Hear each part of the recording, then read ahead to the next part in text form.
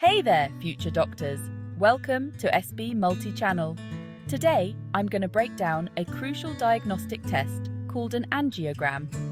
It's a medical imaging test used to visualize the inside of blood vessels and organs. Sounds complex? Don't worry, I'll explain it simply. First, why is an angiogram important? It's used to diagnose vascular conditions like blockages or narrowing of arteries, known as atherosclerosis.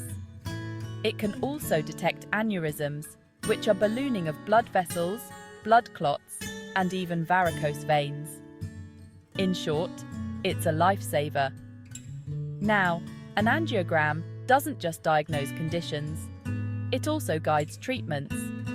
For instance, if you need an angioplasty to open blocked arteries, or a stent to keep those arteries open, an angiogram is your go-to tool. It's also used for thrombectomy, which is the removal of blood clots. And lastly, it helps monitor the effectiveness of these treatments. So, what happens during an angiogram? It's quite fascinating.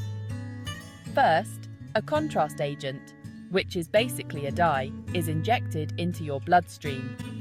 This makes the blood vessels visible on C-arm X-ray images.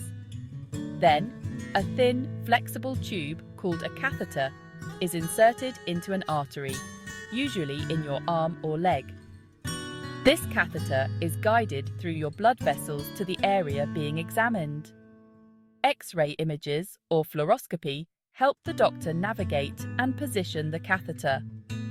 Once in place, the contrast agent is released, and X-ray images or CT scans are taken to visualize the blood vessels and surrounding tissues. Angiograms can be performed on various parts of the body. A coronary angiogram looks at the heart, a cerebral angiogram checks the brain, a pulmonary angiogram examines the lungs, a renal angiogram is for the kidneys, and a peripheral angiogram looks at the legs and arms. Basically, wherever there's a blood vessel, an angiogram can go.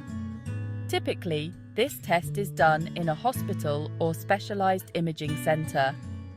The procedure time varies depending on the complexity of the exam, but it's usually straightforward and quite routine. So there you have it. That's an angiogram in a nutshell. It's an essential tool in diagnosing and treating vascular conditions, and understanding it is crucial for your future medical practice. Got questions? Drop them in the comments below and I'll be happy to answer. Until next time, keep studying and stay curious.